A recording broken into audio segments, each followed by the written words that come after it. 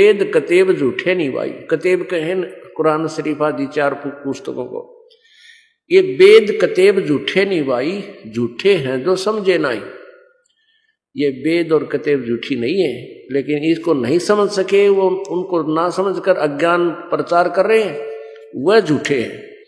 अब विचार करो पुण्यात्मा, कुरान शरीफ का ज्ञान देने वाला अल्लाह अर्थात हजरत मोहम्मद का खुदा और मुसलमान धर्म का खुदा जो कुरान शरीफ का ज्ञान दे रहा है, वो कह रहा है कि कोई और परमात्मा है पूर्ण कबीर। ये बड़ा कहते हैं तो ये समझ लिए कि कुरान शरीफ के ज्ञान देने वाले से कोई और बड़ा अल्लाह है और कोई बड़ा भगवान है, उसके विषय बता रहे हैं कि वो उसी की तो पूजा करनी चाहिए और देवताओं की नहीं। और वो वही परमात्मा है जिसने 6 दिन में सृष्टि रची और 7वें दिन तख्त पर जा बैठा। उसकी खबर किसी बाखबर से यानी तत्वदर्शी संत से पूछो।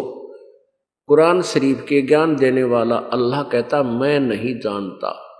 तो इससे सिद्ध हुआ कि पूरा मुसलमान धर्म भी मोक्ष से वंचित है, यथार्थ भक्ति से वंचित है, क्योंकि कुरान शरीफ में जो ज्ञान देना था वो तो बोल दिया उसने। और उस पूर्ण मोक्ष और पूर्ण परमात्मा जो सबका पाप नाशक है, सब गुनाहों को माफ करने वाला है, पूर्ण मोक्षदायक है, उसकी वे ऑफ वर्शिप, उसका पूजा की विधि और यथार्थ ज्ञान कोई तत्वदर्शी संत से पूछने के लिए ऑप्शन छोड़ दिया।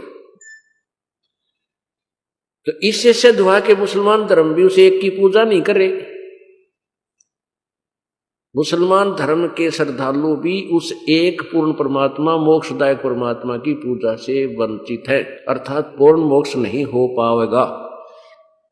उनकी साधना भी अधूरी है, यूजलेस है।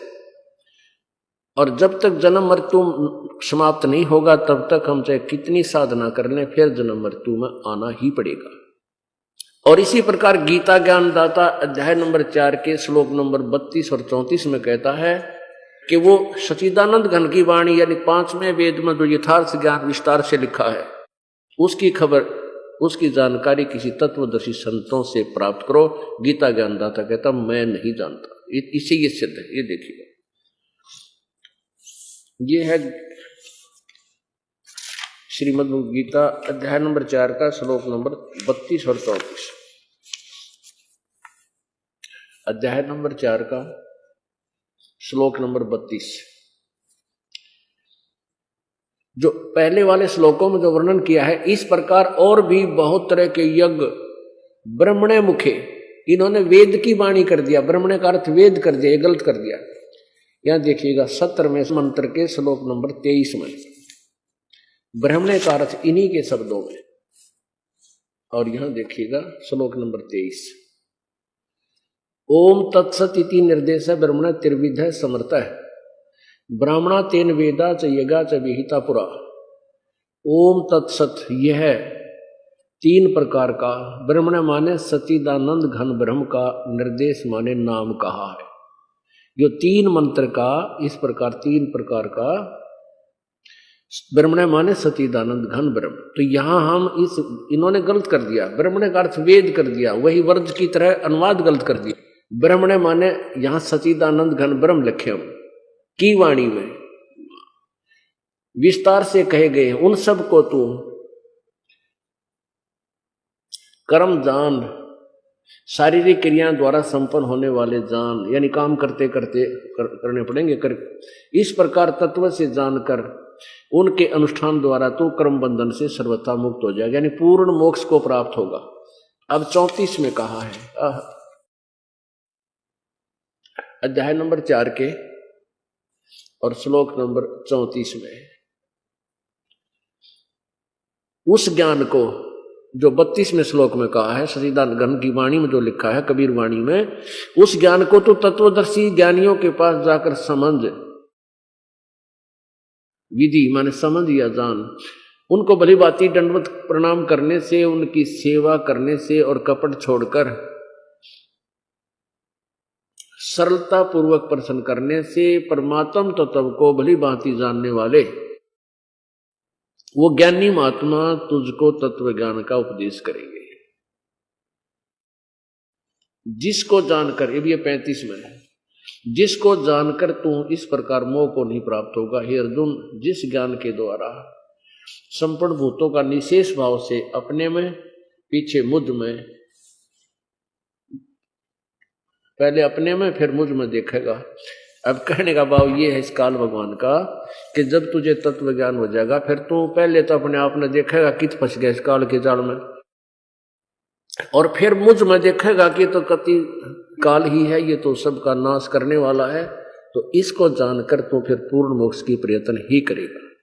अब जैसे मुसलमान लोग ये समझते थे कि हिंदू जो हैं ये अन्य देवताओं की पूजा करते हैं, ये काफिर हैं, और इनका उद्देश्य ये था कि इनको जबरदस्ती मुसलमान बना दें और कम से कम इनका जीवन व्यर्थ ना हो, ये अपने एक अल्लाह की पूजा करके मोक्ष प्राप्ति करवा लें।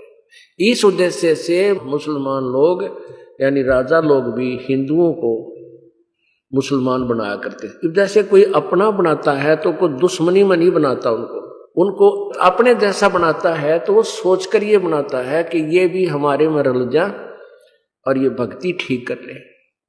तो इसका विरोध किया उन गुरुओं ने जिनकी रोजी रोटी खत्म हो थी, जो हिंदू धर्म पर आधारित थे, इतना और ही बुराइयां करके आपस में लड़वा का मार दिया। पुण्यात्माओं, मुसलमान धर्म के गुरुओं का प्रयत्न वो अपने दृष्टिकोण से तो अच्छा मानते थे, लेकिन वह भी काल के जाल में अब वो भी तो पार नहीं हो सकते उस साधना से, क्योंकि वो कंप्लीट नॉलेज उनके पास कुरान शरीफ में नहीं। तो इस झंझट का निवारण पुण्यात्माओं ईब होगा। कहते 9 मन सूत उलझिया और ऋषि रहे जखमार, और सतगुरु ऐसा सुलझा दे उलझन दो जीवार।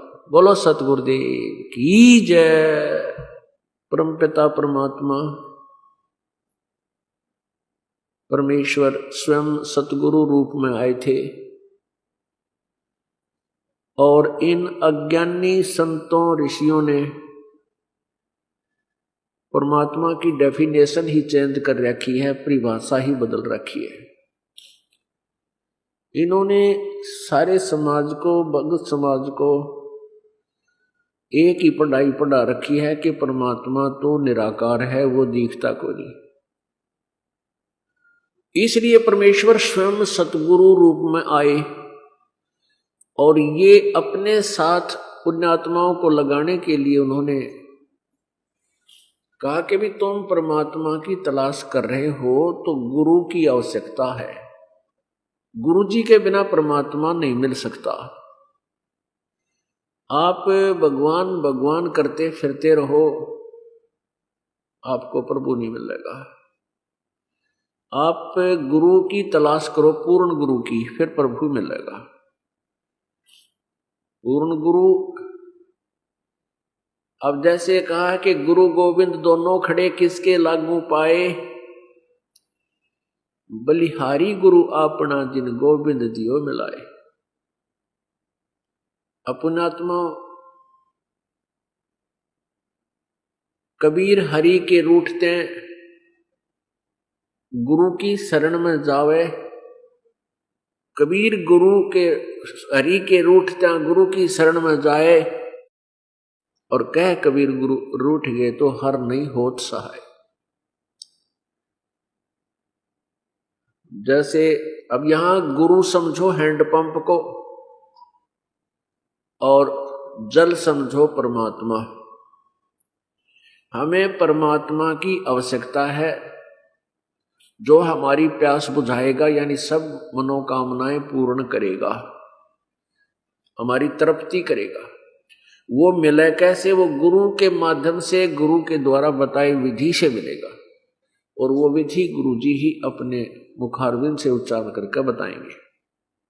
तो जैसे आपने एक हैंडपंप, ये तो समझो गुरु, और आपने अपने घड़े में पानी भर रखा है, वो समझो भगवान परमात्मा।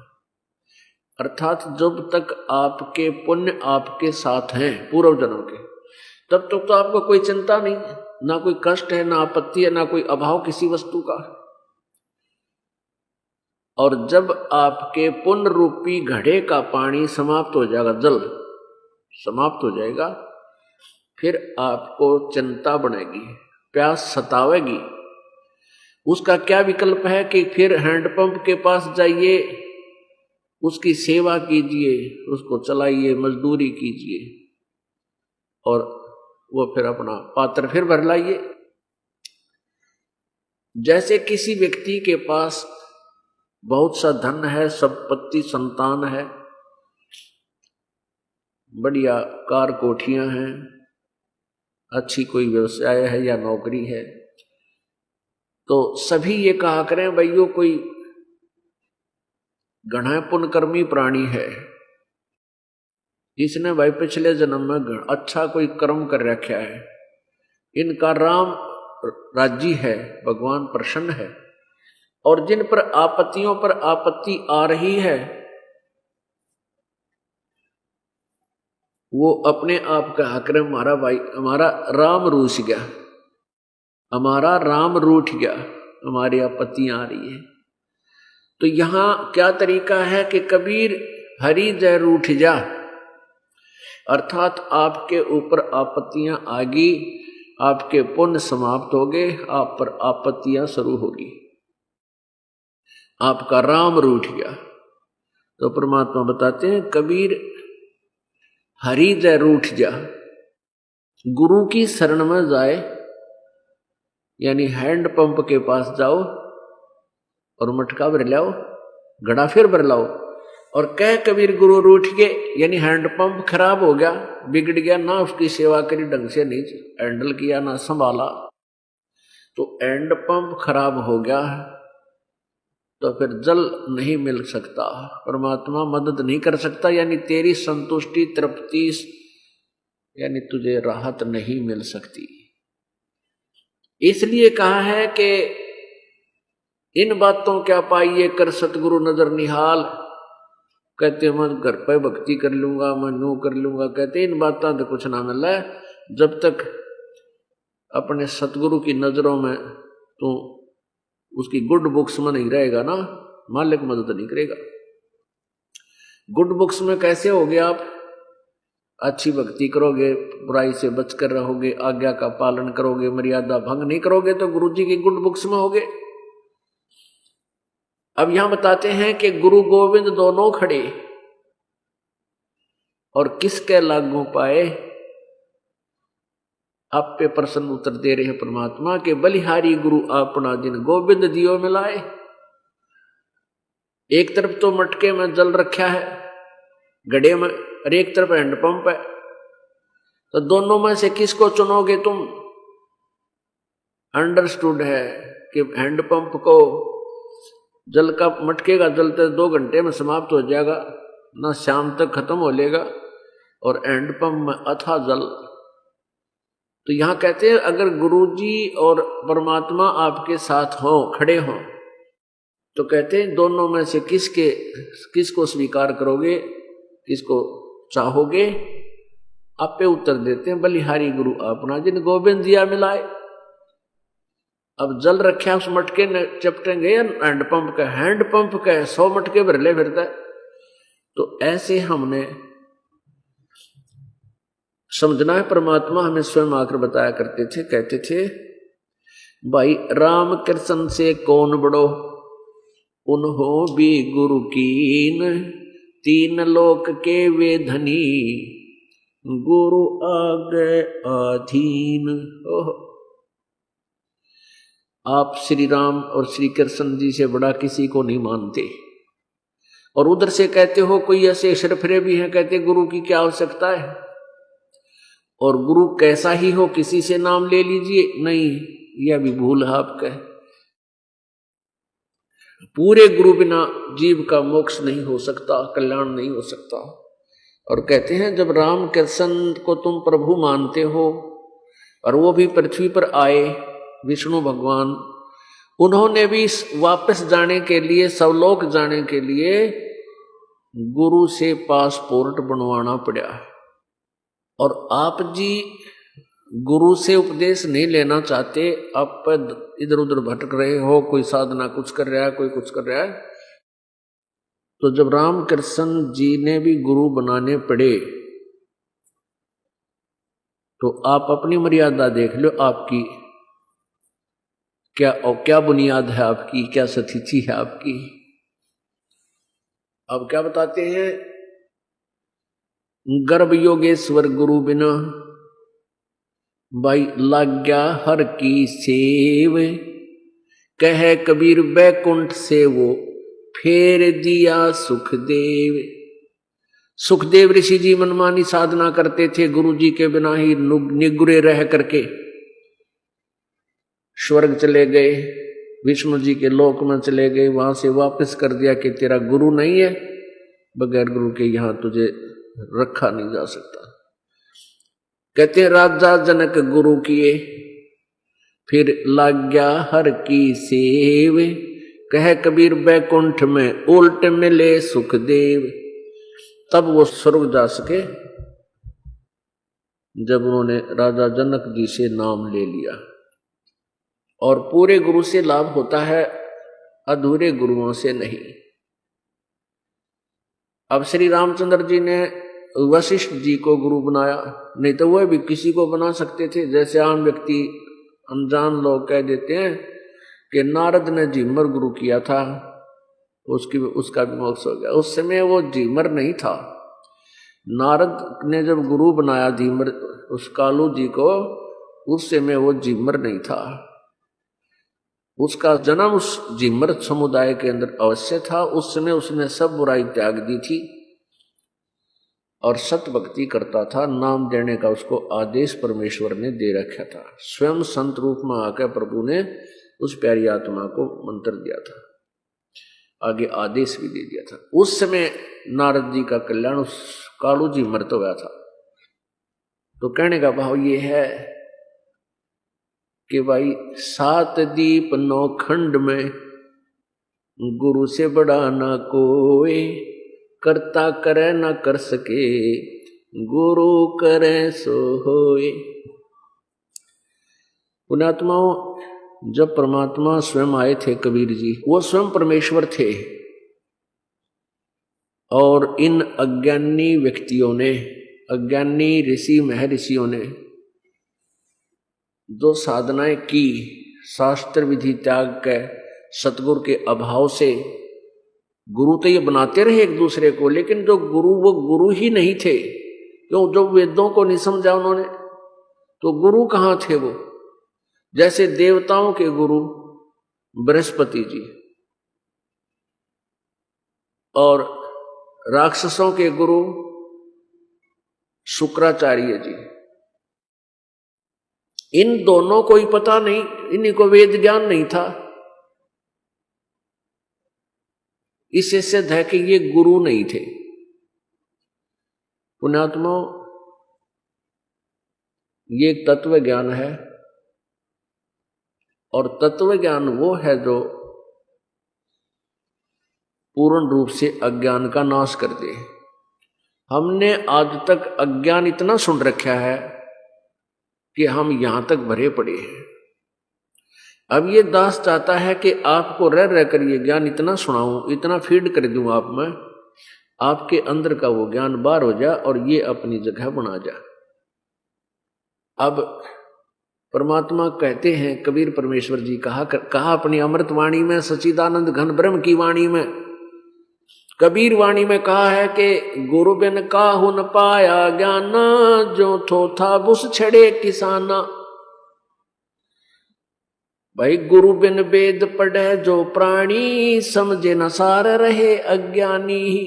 ओह, गुरु बिन वेद पढ़े जो प्राणी, समझे नहीं सार रहे अज्ञानी। एक झलक दिखाते हैं आपको, क्योंकि पुण्यात्माओं ये एक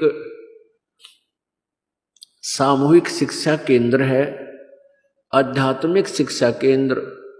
आध्यात्मिक शिक्षा स्कूल से लेकर, प्रथम कक्षा से लेकर और पीएचडी तक, एमए एमएस सारे यही कराए जाते हैं। और उसके लिए हमें महीने में केवल 6 दिन मिलते हैं, और एक पेट के लिए, रोजी रोटी के लिए जो शिक्षा बच्चे ग्रहण करते हैं वो लगभग 16 वर्ष, और 16 वर्ष में प्रतिदिन एक आधी छुट्टी हो जाए वो दूसरी बात है। कहने का भाव ये है कि एक वर्ष में 200-300 वर्ष दिन तो वो अवश्य विद्यालय जाते हैं, घर आकर भी रट्टा लगाते हैं, और तब 10-15-16 वर्ष में जाके वो अपने शिक्षा को ग्रहण करके 2 रोटी का रोजगार ही प्राप्त कर पाते हैं। और वो रोजगार जो 16-15 वर्ष की जो मेहनत से अपने प्राप्त किया वो इसी जन्म का है, वो यहीं रह जाएगा केवल एक जीवन में, और केवल आपके प्रारब्ध अनुसार ही आपको मिलना है। ना तो सब पढ़ रहे हैं बच्चे, ना जाने कितने पढ़ रहे हैं और कितने अधिकारी कर्मचारी लगते हैं, बाकी तो ऐसे ही अपना काम चलाओ की रोजगार प्राप्त करते हैं जो उनकी किस्मत में तकदीर में होता है। और अब हमें परमात्मा पूर्ण मिल गए। कबीर परमेश्वर जी आपके भाग्य के रेख को भी बदल देगा, आपकी किस्मत को चेंज भी कर देगा। मासा घटे न चल बधे, विद ना लिखे जो लेख, साचा सतगुरु मेट कर ऊपर मार दे मेख। कहते हैं जब तक तुम परम पिता परमात्मा पूर्ण ब्रह्म की शरण में नहीं आते तब तक आपके प्रारब्ध में कोई परिवर्तन नहीं हो सकता। आपके जिसे कर्म है वैसे ही मिलेंगे, और साचा सतगुरु जब मिल जावे तो आपके पाप कर्मों को नष्ट करके और मेख मार देना, यानी फॉर एवर, सदा के लिए आपको सुखी कर दे, कष्ट आपको फिर नहीं दुख दे सकते। तो ऐसे ये जो सामूहिक सत्संग सत्संग है, इसमें दास का प्रयत्न रहता है कि आपको सदग्रंथों से परिचित कराऊं, क्योंकि ये लोक वेदता हमने सुनते सुनते बहरे हो लिए। हम किसी ने कुछ कहानी सुना दी, किसी ने कुछ कहानी सुना दी, हमने वह भी सच्ची मान ली। जिस भी संत के पास गए उसने जो भी ज्ञान दिया हमने स्वीकार किया, क्योंकि हम स्टूडेंट हैं, हम विद्यार्थी हैं, और विद्यार्थी टीचर की व्याख्या पर कभी शंका नहीं करता, वो फौरन नोट कर देता है। और इन अज्ञानी गुरुओं ने हमें उल्टी पढ़ाई पढ़ा दी। अपुण्यात्मा परमात्मा स्वयं आए हमें तत्व ज्ञान देने के लिए, तब उन्होंने सतगुरु की भूमिका की, और स्वयं परमात्मा भी थे। तो उन्होंने इसलिए कहा कि गुरु बड़े गोविंद से, कि मैं जो करूंगा वो तुम्हारा भगवान नहीं कर सकता, क्योंकि तुम्हारा भगवान अगर करता तो साधनाएं तुम करते करते भी महादुखी हो, तुम्हें कोई लाभ नहीं हो रहा, तो इसलिए वो भगवान से तो फेल हो लिया तुम्हारा। इव गुरु की शरण में आओ, यानी मेरे पास आओ, परमेश्वर कबीर जी कह रहे हैं। तो गुरु बड़े गोविंद से, यानी जो संत या तो स्वयं परमेश्वर आए होंगे वही गुरु होते हैं, बाकी तो नकली गुरु होते हैं। और या उसका कोई कृपा पात्र संत, जैसे दास पर कृपा कर दी। तो अब परमात्मा उसी दृष्टिकोण से कहते हैं कि पर्वत पर्वत में फिरा, और कारण अपने राम, राम जैसे संत मिले, 3 सारे सब काम। अब वो राम के लिए, परमात्मा प्राप्ति के लिए भगवान भगवान करते हम सब जगह घूम लिए, कोई राहत ना मिली। यानी हम जल जल जल करते घूम रहे थे, नीर नीर करते घूम रहे थे। अब हमने ये नहीं पता था कि हैंडपंप में मिलेगा नीर, तो हमने हैंडपंप की तलाश की। किसी ने बताया कि हैंडपंप लगा है वहां पर, वहां जाओ, वहां से जल मिला। फिर उसका टारगेट हैंडपंप पर हो गया, तो फिर उसको हैंडपंप में, वो ठीक पानी है उस हैंडपंप में, सही कनेक्टेड है नीचे, तो जल मिलेगा। तो नकली हैंडपंप गणे हैं जिनमें खारा पानी है, ये नकली संत, और मीठे पानी का यानी वास्तविक तत्व ज्ञान का हैंडपंप था ये सतलोक आश्रम बरुवाला में है, और इस पृथ्वी पर कोई नहीं। तो यहां जब आने से आपको लाभ मिला तो परमात्मा स्वयं कहते पर्वत पर्वत में फिरा और कारण अपने राम, राम जैसे संत मिले तिन सारे सब काम। अब परमात्मा स्वयं आए हुए थे और अपनी महिमा आप आरती, आप साजे, आप किंगर, आप बाजे, आप ताल झां धनकारा, आप नचे आप देखनारा, कह कबीर ऐसी आरती गाऊं, आप मजे आप सुनो। आप भगवान थे, आप एक दास बने और आप ही सतगुरु बने। तो अपने ऊपर ही ढालकर वो स्वयं समझाना चाहते हैं कि पर्वत पर्वत में फिरा कारण अपने राम, राम जैसे संत मिले तिन सारे सब काम। और गुरु बड़े गोविंद से परमात्मा के पास आते थे, कबीर जी के पास आते सबको सुख हो जाता था। तो परमात्मा कहा करते तुम्हारे भगवान ने जो सुख नहीं दिया इस दास ने दिया, यानी परमेश्वर गुरु रूप में, सतगुरु रूप में आए हुए थे। तो अब इसलिए कहा कि गुरु बड़े गोविंद से, ताकि उनकी इच्छा, उनकी लगन सतगुरु की तरफ लग जावे और उनको सुख हो। अपने आत्माओं, परमात्मा कबीर जी ने कहा था भाई वेद कतेब झूठे नहीं भाई, और झूठे हैं जो समझे नहीं। ये ना तो वेद झूठे, ना ये कतेब पुराण झूठी, ना बाइबल झूठा, झूठे हुए हैं जो इसको समझ नहीं सके। अब परमात्मा को सब निराकार बताया करते, इसलिए परमात्मा ने ये सोचा कि इसने, मैं कहूंगा मैं भगवान हूं और साकार है परमात्मा, कोई नहीं माने, मजाक बनाओगे मेरा, डले मारेंगे, जो कहें झूठा, तू भगवान हो ही नहीं सकता। और परमात्मा है तो राम और कृष्ण, राम और श्री कृष्ण का जीवन देख लो कितना दुख में था। आम व्यक्ति का हो जाता फांसी खा कर मर जा किता है, इतना इतना दुख था उनके ऊपर, सारा जीवन कष्ट में रहा। अंत श्री कृष्ण जी का क्या हुआ, पूरा यादव कुल, पूरा पूरा का पूरा उसका खानदान नष्ट हो गया और आप भी मारे गए एक शिकारी के विषाक्त तीर तय। तो परमात्मा ने सोचा यदि मैं इनको कहूंगा मैं भगवान हूं तो ये पत्थर मारेंगे और समझे नहीं मेरे बच्चे, मुझे पहचान नहीं सकते।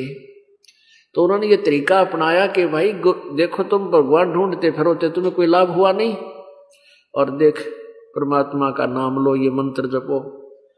प्रभु ये 5 नाम दिया करते थे ओनली, इसलिए दिया करते थे कि ये थोड़ी बहुत इनकी आस्था भगवान में बनी रहे, इनके सुख हो। कुछ अपनी कोटे से देते थे सहायता, ताकि इनके पुण्य कर्म बन बन कर ये मनुष्य जीवन प्राप्त करते करते इस बिजली पीढ़ी तक आ जाएं। अब इन्होंने आपके सामने खजाना खोलना था, वो खोल दिया। तो परमात्मा ने कहा था कि वेद कतेब झूठे नहीं भाई, और झूठे हैं जो समझे नहीं। अब टॉपिक है कि परमात्मा निराकार है और गुरु बिन वेद पढ़े जो प्राणी, समझे ना सार रहे अज्ञानी। किसी भी संत महात्मा का, किसी भी ऋषि महर्षि का अपना विधान, अपनी अनुभव आपने सुना होगा। सभी ये कहते हैं कि परमात्मा पाप नाश नहीं कर सकता, अपने किए हुए का फल जैसा भी उसके भाग्य में है भोगना ही पड़ेगा। और जिस भी गुरु संत के पास जो दुखी व्यक्ति है जाता है, इस उसके कष्ट निवारण के लिए कुछ ना कुछ जंतर मंत्र भी वो बताता ही बताता है। जब उससे कोई लाभ नहीं होता है तो लास्ट में कह देता है कि भाई ये तो तेरे प्रारब्ध का भोग है, तेने भोगना ही पड़ेगा, ये तेरे प्रारब्ध का दंड है, पाप कर्म दंड है, ये अक्षमा नहीं हो सकता, माफ नहीं हो सकता, और ये तो तुझे भोगना ही पड़ेगा। लेकिन फिर भी उस श्रद्धालु की आस्था टूटती नहीं, क्योंकि उसको पता है कि परमात्मा एक ऐसी शक्ति है जो हमारे दुख का निवारण कर सकता है, क्योंकि उसके गुणों में, उनके विधान में जगह जगह शब्दों में, उनकी कथाओं में सुना करते हैं। तो फिर वो दूसरे संत के पास जाता है, वहां से भी जवाब मिल जाता है, तीसरे के पास जाता है और वहां से भी ऐसा ही मिलता है, तो या तो नास्तिक हो जाता है या उसका फिर मानव जीवन बर्बाद हो ही जाता है। पहले तो आपको ये दिखाते हैं कि परमात्मा, इनके सिद्धांत क्या था। ये सभी गुरु ऋषि महर्षि ये अज्ञानी थे। ओए होए, ब्रह्मा विष्णु महेश तक भी वेद ज्ञानहीन थे, अज्ञानी थे।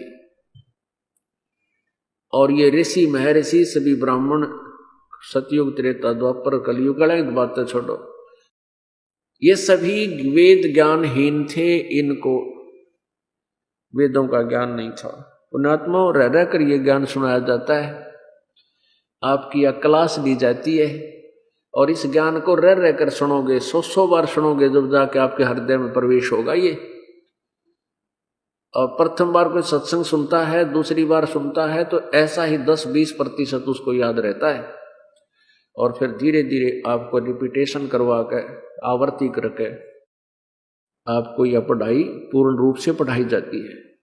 ये देखिएगा, श्री देवी भागवत महापुराण गीता प्रेस गोरखपुर से प्रकाशित है।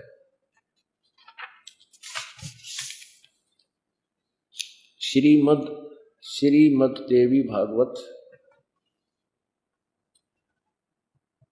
संपादक है हनुमान प्रसाद पोदार, चिमनलाल गोस्वामी।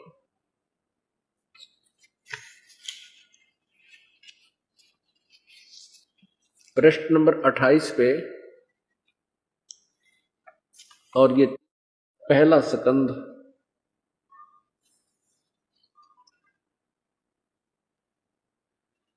नारद जी ने कहा, महाभाग व्यास जी, तुम इस विषय में जो पूछ रहे हो, ठीक यही प्रश्न मेरे पिताजी ने भगवान श्री हरि से किया था, यानी विष्णु जी से।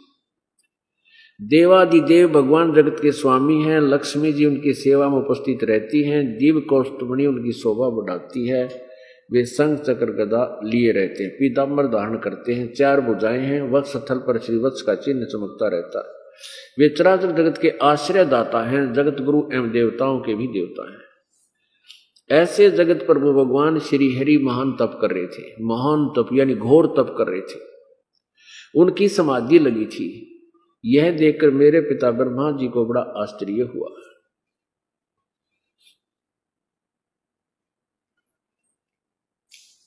अतः उन्होंने जानने की इच्छा प्रकट की। ब्रह्मा जी ने पूछा, प्रभु आप देवताओं के अध्यक्ष, जगत के स्वामी, भूत भविष्य एवं वर्तमान सभी जीवों के एकमात्र शासक हैं, भगवान फिर आप क्यों तपस्या कर रहे हो और किस देवता की आराधना में ध्यान मगन है? मुझे असीम आश्चर्य तो ये हो रहा है कि आप देवेश्वर और सारे संसार के शासक होते हुए भी समाधि लगाए बैठे। अब ब्रह्मा जी विष्णु जी को सर्वेस्वा मान रहा है। अब ब्रह्मा जी के विनीत वचन सुनकर भगवान श्री हरि बोले। ये 29 पृष्ठ आरंभ हो गया पहले स्कंद का। श्री हरि उनसे कहने लगे, ब्रह्मन सावधान होकर सुनो, मैं अपने मन का विचार व्यक्त करता हूं। देवता दानव मानव सभी यही जानते हैं कि तुम सृष्टि करते हो, मैं पालन करता हूं, शंकर संहार किया करते हैं, किंतु फिर भी वेद के पारगामी पुरुष अपनी युक्ति से ये सिद्ध करते हैं कि रचने पालने और संहार करने की योग्यता जो हमें मिली है, इसकी अधिष्ठात्री शक्ति देवी है।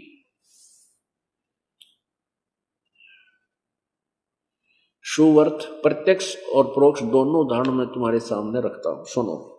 यह निश्चित है कि उस शक्ति यानी दुर्गा के अधीन होकर ही मैं प्रलय काल में इस शेष नाग की सैया पर सोता और सृष्टि करने का अवसर आते ही जाग जाता हूं। मैं सदा तप करने में लगा रहता हूं, उस शक्ति के शासन से कभी मुक्त नहीं रह सकता। कहता मैं तो सदा तप करने में लगा रहता हूं और उस शक्ति के शासन से कभी मुक्त नहीं रह सकता। कभी अवसर मिला तो लक्ष्मी के साथ सुखपूर्वक समय बिताने का सौभाग्य प्राप्त होता है। तो देख लो विष्णु जी कितने सुखी हैं। तो मैं कभी तो दानों के साथ युद्ध करता हूं, अखिल जगत को भय पहुंचाने वाले दैत्यों के विकराल शरीरों को शांत करना मेरा परम कर्तव्य होता है। विष्णु जी बता रहे हैं, मुझे सब प्रकार से शक्ति के यानी दुर्गा के अधीन होकर रहना पड़ता है। उन भगवती शक्ति में का मैं निरंतर ध्यान किया करता हूं, यानी उसी की पूजा करता हूं। ब्रह्मा जी, मेरी जानकारी में इन भगवती शक्ति से बढ़कर दूसरे कोई देवता नहीं। पुण्यात्माओं, पवित्र हिंदू धर्म के जो गुरुजी थे आज तक हमें यही बताते रहे, ब्रह्मा विष्णु महेश सर्वेश्वर हैं, इन्हीं की पूजा करनी चाहिए। ये तीनों सृष्टि स्थिति संहार करते हैं, ये इनके कोई माता पिता नहीं, ये अविनाशी हैं, इन्हीं की पूजा करनी चाहिए। और ये कह रहे हैं कि मैं तो दुर्गा की पूजा करता हूं, और कहता है विष्णु जी कि मैं दुर्गा से ऊपर कोई भगवान नहीं मानता कि और परमात्मा है कोई। मेरी जानकारी यानी इतना नॉलेज है मुझे आध्यात्मिक कि Durga is final God, goddess. तो पुण्यात्मा अब यही दास सिद्ध करना चाहता है कि परमात्मा कबीर जी 600 वर्ष पहले ये कहा करते थे, इन अज्ञानियों ने ऊपर नहीं आने दिया। और आज हमारे सदग्रंथ उसको, परमात्मा की वाणी को, सच्चिदानंद घन की वाणी को, जो 600 वर्ष पहले लिपिबद्ध की गई थी, उसको समर्थन दे रहे हैं। अब श्री विष्णु जी ने फाइनल कर दिया, मैं दुर्गा से आगे कोई परमात्मा नहीं मानता, यही मेरा भगवान है या सुप्रीम भगवान है। अब दुर्गा बता रही है कि उस ब्रह्म की पूजा करो, ब्रह्म की, और उसका ओम नाम है।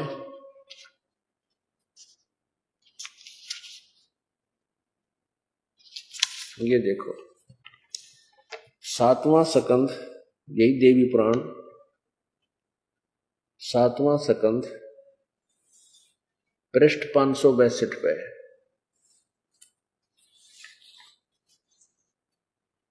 देवी हिमालय को ज्ञान दे रही है, देवी द्वारा हिमालय को ज्ञानोपदेश, ब्रह्म स्वरूप का वर्णन है। श्री देवी जी कहने लगी, पर्वतराज उस ब्रह्म का क्या स्वरूप है यह बतलाया जाता है, जो प्रकाश रूप सबके अत्यंत समीप में स्थित, हृदय रूप गुहा में स्थित होने के कारण गुहाचर नाम से प्रसिद्ध है। महान पद अर्थात परम प्राप्य है। वह समस्त प्रजा के ज्ञान से परे है, यानी कोई नहीं जानता उसको, अर्थात किसी की बुद्धि में आने वाला नहीं है। यह तुम जानो, जो परम प्रकाश रूप है, जो सूक्ष्म से भी अत्यंत सूक्ष्म है, जिसमें संपूर्ण लोक और उन लोकों में निवास करने वाले प्राणी स्थित हैं, वही यह अक्षर ब्रह्म है। अब कभी ब्रह्म कह यो है सर्वब्रह्म सर्वब्रह्म, और बताओ इसने अक्षर ब्रह्म, अविनाशी परमात्मा, ये अक्षर ब्रह्म है। वही सबके प्राण है, वही सबकी वाणी है, और वही सबके मन है, और यह परम सत्य और अमृत अविनाशी तत्व है। सौम्य उस वेदने योग्य लक्ष्य का तुम वेदन करो, मन लगाकर उसमें तन्मय हो जाओ। सौम्य उपनिषद में कथित महान अस्त्र रूप लेकर उस पर उपासना द्वारा तीक्ष्ण किया हुआ बाण संधान करो, और फिर भावानुगत चित्त के द्वारा उस बाण को खींचकर, यानी सच्ची श्रद्धा से भक्ति करो, अक्षर रूप ब्रह्म को ही लक्ष्य बनाकर वेधन करो। महिमा तो अक्षर ब्रह्म का वैसे अक्षर माने अविनाशी होता है, इन्होंने ऐसे इसको अविनाशी परमात्मा को लक्ष्य बनाओ, और उसका ओम नाम है। यहां बिजली गिर रही है, ये महिमा तक गाते उस पूर्ण परमात्मा की, और नाम ब्रह्म का, सर्वब्रह्म का देते हैं। ओम धनुष है, परवण अर्थात ओम धनुष है, जीवात्मा बाण है, और ब्रह्म को उसका लक्ष्य कहा जाता है। ओम का जाप जप है, ब्रह्म प्राप्ति उद्देश्य हो, यानी ब्रह्म की साधना करे, ब्रह्म को उसका लक्ष्य कहा जाता है। एकमात्र परमात्मा को ही जानो, दूसरी बातों को छोड़ दे, यानी अन्य उपासना किसी भी देवी देवता की नहीं करनी है। केवल एक मात्र उसी परमात्मा को जाने, दूसरी सब बातों को छोड़ दे। यही अमृत रूप परमात्मा के पास पहुंचने का पुल है। यानी अनन्य मन से एक परमात्मा की भक्ति करने से मोक्ष होगा। इसका भाव ये है। संसार समुद्र से पार होकर अमृत स्वरूप परमात्मा को प्राप्त करने का यही सुलभ साधन है। इस आत्मा का, यानी यहां परब्रह्म लिख रहे हैं कि तक कुछ, इस आत्मा का ओम के जप के साथ ध्यान करो। इससे अज्ञान में अंधकार से परे, से सर्वथा परे और संसार समुद्र से उस पार जो ब्रह्म है उसको पा जाओगे। ये ब्रह्म पागी, या अक्षर ब्रह्म और पर ब्रह्म से शुरू हुई थी देवी, उसको पा जाओगे, तुम्हारा कल्याण हो। वह, ये 563 पृष्ठ पकड़ रहे हैं, वह यह सबका आत्मा ब्रह्म, ब्रह्मलोक स्वरूप दिव्य आकाश में रहता है सचित। अब पुण्यात्माओं, विष्णु जी तो कह रहे हैं कि मैं दुर्गा से ऊपर कोई परमात्मा नहीं मानता और उसी की पूजा करता हूं, और दुर्गा कह रही है कि इस ब्रह्म की पूजा करो, ओम उसका जाप है और सब पूजाएं छोड़ दो, ये तुम्हारा मोक्ष का मार्ग है। तो ऐसे या बिजली गिरी रही, अभी तक पूर्ण परमात्मा की महिमा भी गाते रहे, साधना ब्रह्म तक करते रहे। ब्रह्म साधना से परमात्मा प्राप्ति हो ही नहीं सकती। गीता जी अध्याय नंबर 11 के श्लोक नंबर 47-48 में काल खुद कह रहा है कि ये मेरा वास्तविक स्वरूप है और जिसको तेरे अतिरिक्त पहले किसी ने नहीं देखा और न ही आगे कोई देख सकता, ना वेदों में वर्णित विधि से, ना किसी जप से, ना क्रिया से, ना किसी प्रकार के यज्ञ हवनों से। इति सिद्धम के ब्रह्म प्राप्ति नहीं है। और यही कारण रहा कि इस परमात्मा को निराकार बताने का। इन सभी ने प्रभु प्राप्ति के लिए ओम नाम का जाप किया, हठ योग किया, तप किया। इनका फल और है। ओम नाम से ब्रह्मलोक में देव बन जाएंगे, और अच्छे वहां पर काफी वर्षों तक रह जाएंगे।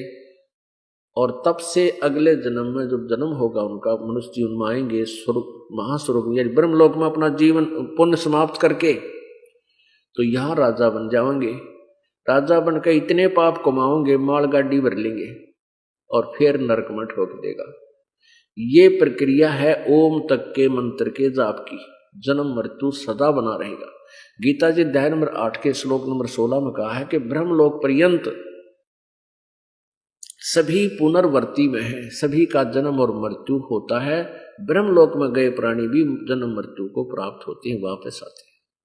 और गीता जी अध्याय नंबर 18 के श्लोक नंबर 62 में गीता ज्ञानदाता कहता है कि तू सर्वभाव से उस परमेश्वर की शरण में जा जिसकी कृपा से तू परम शांति और शाश्वत स्थान को प्राप्त होगा, यानी सनातन परम धाम को प्राप्त होगा, सतलोक चला जाएगा। अपना मंत्र बताता है गीता जी अध्याय नंबर 8 के श्लोक नंबर 13 में कि ओम इति एक अक्षरम ब्रह्म व्यवहारन माम अनुसमरण यह पर्याति तजन देहम स याति परमाम गति। जो मेरा एक अक्षर ओम है, एक अक्षर ओम सब मेरा मंत्र है मुझ ब्रह्म का, और जो आखिरी श्वास तक इसका सिमरण करता हुआ शरीर छोड़ जाता है तो मेरे से मिलने वाली जो गति सतिथि है उसका लाभ मिलता है। इसकी गति क्या है? ब्रह्मलोक में चला जाता है। और गीता जी अध्याय नंबर 8 के श्लोक 16 में कहा कि ब्रह्मलोक तक भी वापस जन्म मृत्यु में ही आते हैं। अपने विषय में ब्रह्म गीता ज्ञानदाता कह रहा है, श्री कृष्ण में प्रवेश करके ये काल बोल रहा है दूसरे अध्याय के 12वें श्लोक में और चौथे अध्याय के 5वें श्लोक में 9वें में कि मेरे और तेरे बहुत जन्म हो लिए, आगे भी होंगे, तू नहीं जानता मैं जानता। इसलिए इसने गीता जी अध्याय नंबर 18 के श्लोक नंबर 62 में कहा कि उस परमेश्वर की शरण में जा, तुझे जन्म मृत्यु से पूर्ण रूप से छुटकारा पाना है, परम शांति प्राप्त करनी है तो, और सतलोक जाना है। उसके लिए गीता जी अध्याय नंबर 17 के श्लोक नंबर 23 में 3 मंत्र का जाप बताया उस परमेश्वर को पाने का। उस तत् ब्रह्म को, परम अक्षर ब्रह्म को, सच्चिदानंद घन ब्रह्म को पाने का। ओम तो ये ब्रह्म का जाप है, तत् और सत्य ये सांकेतिक है, ये दास आपको देगा और कोई अधिकारी नहीं इन मंत्रों को देने का, इस पृथ्वी पर नहीं। परमेश्वर के उपरांत जिन महापुरुषों को प्रभु मिले उनके पास ये मंत्र था, उनको दिया गया, लेकिन उनसे आगे न देने की परमात्मा ने प्रतिज्ञा करवा दी थी, क्योंकि बीच में ये नकली संत यही मंत्र देते और यही ज्ञान बताते, तो आज हम डिफरेंशिएट नहीं कर सकते थे, हम आपको परमात्मा की पहचान नहीं करा सकते थे। ये दास आपको क्या बताता? फिर ये नकली भी इस सन घोटाला आकर सारा सुना देते, नजरोदी रोटी चाहिए, दुनिया गुमराह करने का ठेका ले रखा है। तो परमात्मा ने पहले कहा था, धर्मदास तो लाख दुआई, अरे उस मूल ज्ञान की तो बाहर ना जाई, ये तत्व ज्ञान अभी बताना नहीं है। और मूल ज्ञान बार जो पढ़ी, त्या बिचली पीढ़ी मेरे प्यारे हंस नहीं तरी। ये बिचली पीढ़ी है पुण्यात्माओं, अब तुम आ रहे हो, ये बिचली पीढ़ी है। और इसमें शिक्षा इतने जोर शोर से करवा दी परमात्मा ने, इंटेलिजेंट बालक हो गए, 1 मिनट में कैच करते, छोटे छोटे बच्चे भी जुबान पर टैग गया इनके सारे श्लोक और ज्ञान सारा। तो ये विश्व में तैल का मचेगा, कुछ दिनों में देखना, इतनी शांति होगी, यह माया की दौड़ अपने आप समाप्त हो जाएगी, हाहाकार मिट जाएगा, क्योंकि सबको ज्ञान होगा, परमात्मा देगा तो हमारा काम चलेगा। हम जिस तरीके से माया जोड़ रहे हैं ये हमारे विनाश का कारण है। वो माया यही रह जाती है और 2 नंबर से जोड़ी हुई माया के जो पाप हैं वो उनके साथ चले जाते हैं। अब गीता जी में ब्रह्म कह रहा है कि उस पर ब्रह्म की पूजा करो, और खुद कहता है मुझे उसके वास्तविकता ज्ञान मुझे नहीं है। इसलिए चौथे अध्याय के 34वें श्लोक में गीता जी ने कहा कि उस तत्व ज्ञान को, उस सच्चिदानंद घन की वाणी को, यानी अमर पुरुष परम अक्षर ब्रह्म की के द्वारा दिए गए ज्ञान, तत्व ज्ञान को तू तत्वदर्शी संतों के पास जाकर समझ, उनको दंडवत प्रणाम कर, विनम्र भाव से, कपट छोड़कर प्रसन्न करने से वो तत्वदर्शी संत तुझे उस परमात्मा के बारे में ज्ञान देंगे। तो इससे सिद्ध होगा कि ब्रह्म को भी ज्ञान नहीं। तो यहाँ क्या बताना चाहते थे परमात्मा, हम उसी पॉइंट पर आते हैं। गुरु बिन वेद पढ़े जो प्राणी, समझे न सार रहे अज्ञानी। अब वेदों में स्पष्ट लिखा है कि वो परमात्मा और है, वो तो ऊपर प्रोक्ष है। अच्छा, और देखिएगा ये कितने ज्ञानी थे, कितने अज्ञानी थे। ब्रह्मा विष्णु महेश तक का तो ज्ञान आपको हो गया।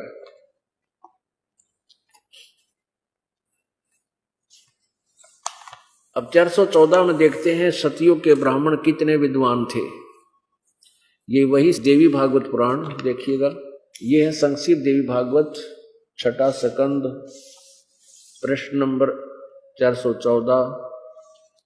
जन्मे जे ने पूछा, महाभाग किस युग में कैसा धर्म का स्वरूप है, इस संपूर्ण विषय को विशेष रूप से बताने की कृपा कीजिए। व्यास जी बोले, नरप शार्दूल राजन, यह निश्चय है कि सतयुग में ब्राह्मण वेद के पूर्ण विद्वान थे। उनके द्वारा निरंतर भगवती जगदम्बा की आराधना होती थी, यानी दुर्गा की पूजा करते थे। भगवती का दर्शन करने के लिए उनका मन सदा ललायित रहता था। अब देखो आलिया उड़ सतयुग के ब्राह्मणा का, कहते हैं सतयुग में ब्राह्मण वेद के पूर्ण विद्वान थे और दुर्गा की पूजा करते थे। वेदों में कितने भी दुर्गा की पूजा का नाम और मंत्र नहीं है, नामो निशान नहीं है। यजुर्वेद अध्याय नंबर 40 के मंत्र नंबर 15 में तो वेद ज्ञान दाता ब्रह्म अपने विषय बता रहा है कि मेरा ओम नाम है, इसका सेवन करो। और 17वां और अंतिम मंत्र है यजुर्वेद का, अंतिम अध्याय 40वां, उसमें निर्णय कर दिया कि वो पूर्ण परमात्मा तो ऊपर गुप्त है, प्रोक्ष है, और मैं ब्रह्म हूं, ऊपर आकाश में, दिव्य लोक में, अंतरिक्ष में रहता हूं, मेरा ओम मंत्र है। तो ये ज्ञान समझ ही नहीं सके इन्होंने। ये तो देखना था कि वेद ज्ञान बोल रही है तो कह रहा मेरा तो ओम मंत्र है, और वो प्रोक्ष है, वो तो ऊपर है, अलग से है, अंतरिक्ष में। ये देखिए यजुर्वेद महर्षि दयानंद सरस्वती द्वारा इसका अनुवाद है। महर्षि दयानंद वेद के लेखक नहीं, अनुवाद करता है।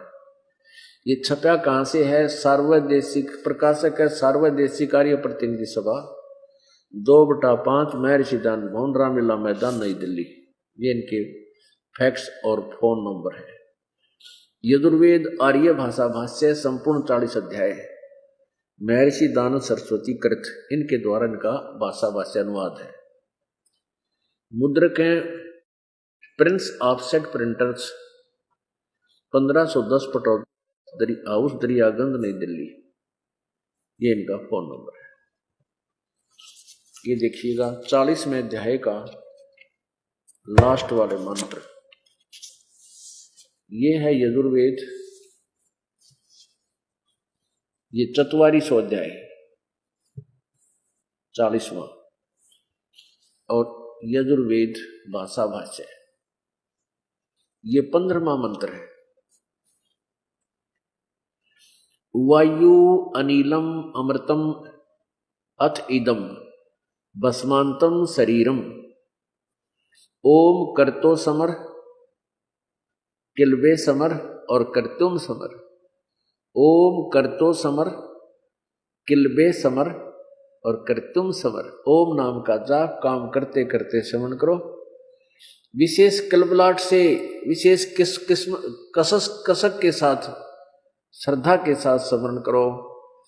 और कर्तुम समर यानी अपना परम कर्तव्य जान के मनुष्य जीवन का उसका स्मरण करो। अब स्वामी जी महर्षि दयानंद जी ने के अनुवाद किया, देखना। हे कर्तो, कर्म करने वाले जीव। इसका अर्थ है कि काम करते करते ओम नाम का स्मरण कर। हे कर्म करने वाले जीव, तू शरीर छूटते समय ओम, ओम लिख दिया ना, इसका अर्थ लिख दिया इन्हें, इस नाम वच्च ईश्वर को, यानी जिस भगवान का यो ओम नाम है, उसको, उस ईश्वर को स्मरण कर। ओम नाम ना स्मरण कर, निया लिखना था ओम, ओम नाम का स्मरण कर। ये किसा मैं ऋषि था या ओम, इसका अनुवाद किसा गलत कर रखा है कि शरीर छूटते समय ओम, इस नाम वाची ईश्वर को, यानी जिसका ओम नाम है, इस नाम वाची ईश्वर को स्मरण कर।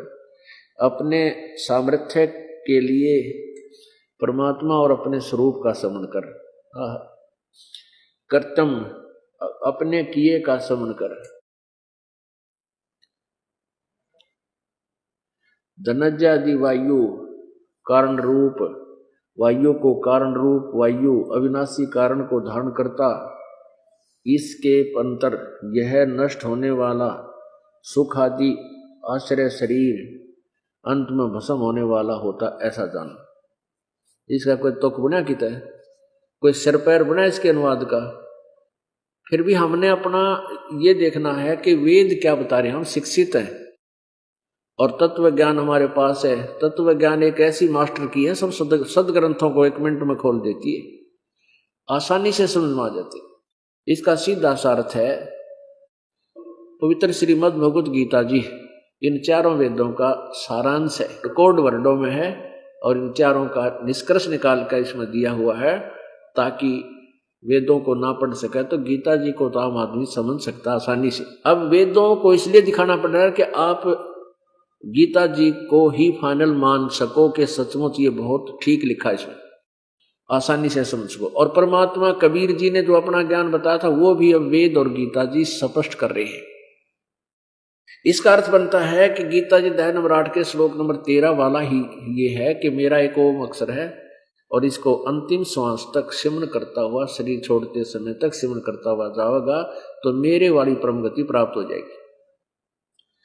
वायु अनिलम अमृतम अथ इदम भस्मांतम शरीरम। ओम कर्तो समर किलबे समर और कर्तुम समर। ओम नाम का जाप काम करते करते सिमरण कर, विशेष कसक के साथ सिमरण कर, और मनुष्य जीवन का परम कर्तव्य जान के इसका स्मरण कर।